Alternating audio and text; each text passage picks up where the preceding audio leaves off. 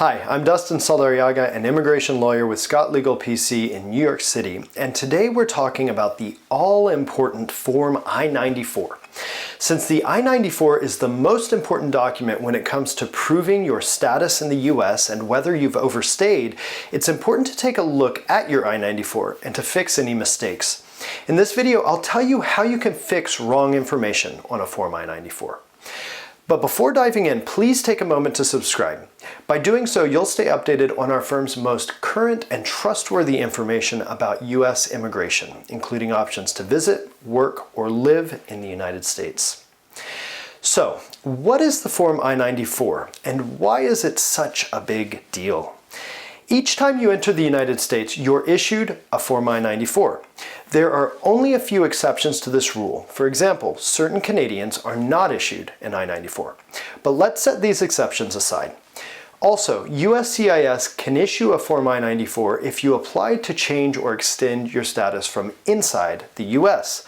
This video will only focus on the I-94 that's issued when you enter the US by US Customs and Border Protection, or CBP. For those entering the US, the I-94 is the document that defines what you're allowed to do in the US and for how long. What you're allowed to do is defined on the I-94 by your class of admission. The class of admission is also called your status. For example, if you enter the US on a B2 visitor visa to visit Disney World, your I-94 will show your class of admission, or status, as B2. If you enter the US as a student, the I-94 will show your status as F1. If you enter as the spouse of an E2 investor, your I-94 will show your status as E2S. B2 status allows you to visit, but does not allow you to work or study. F1 status does allow you to study. And E2S status allows you to start working immediately upon entering. So with these three examples, B2, F1, and E2S, you start to see how the status that's printed on the I-94 really does define what you can and can't do while you're in the US. Similarly, the admit until date that's printed on the I-94 is also critical. It defines how long you can stay in the US. If you don't leave before the admit until date on the I-94, you'll begin to accrue unlawful presence, unless you've applied to extend, change, or adjust your status with USCIS. Unlawful presence is bad and should be avoided. If you accrue enough unlawful presence, you could be barred from re-entering the United States. Since the I-94 defines what you can do in the US and when you're required to leave, it's important to always look at your I-94 each and every time you enter the United States. Check what your status is and add to your calendar the date you're required to leave by. When you review your I-94, also check to make sure that the information on it is correct. For example, if you're given the wrong status, you could be limited in what you can do in the US, and you could be penalized if you engage in activities that aren't authorized by the status that's printed on your I-94. Similarly, the I-94 might have an incorrect admit until date, which could mean that your stay in the US will be much shorter than is typical of the status you've been given. Remember that the information on the I-94 is usually controlling, even if it's wrong. It's worth mentioning that the government makes mistakes on I-94 forms all the time. So make sure to check yours. How do you do that? Fortunately, these days, the I-94 is usually digital, so you can check it online. Below, we'll add the link to the website where you can check your I-94.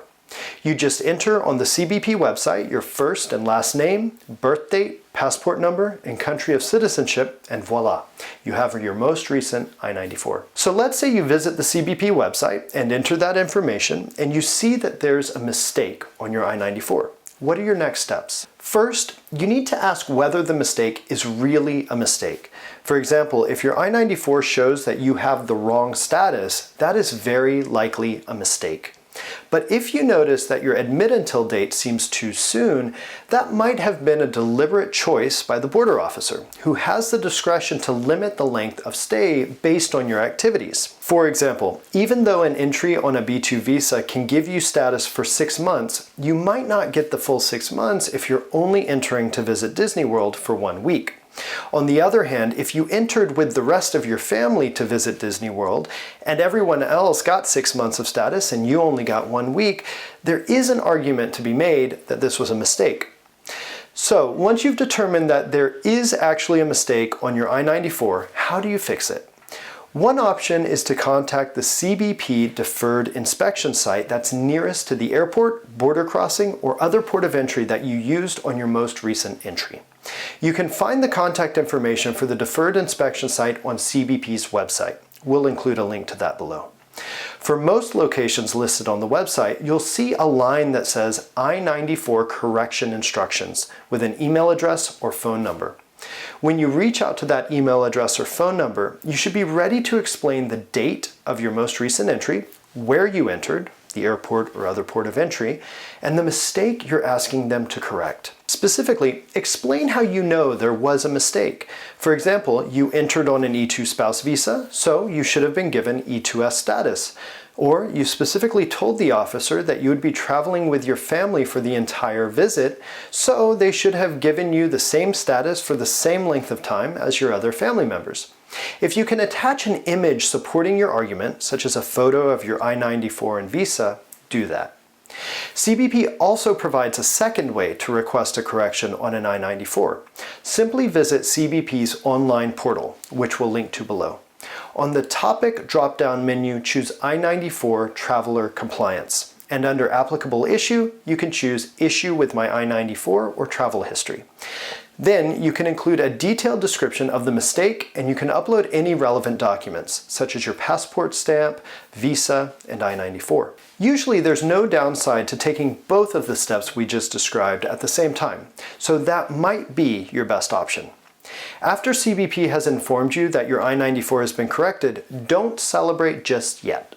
First, go back to the CBP website, take a look at your most recent I-94, and make sure that the mistake has been fixed. It might take a few hours for the change to take effect, so give it a day or two. If the correction isn't showing up in that time, you might want to reach out to CBP once again to make sure they actually made the change. We hope this video was helpful. If it was, please click the like and subscribe buttons below to stay updated on future videos about visa options and travel to the US. Thank you for watching.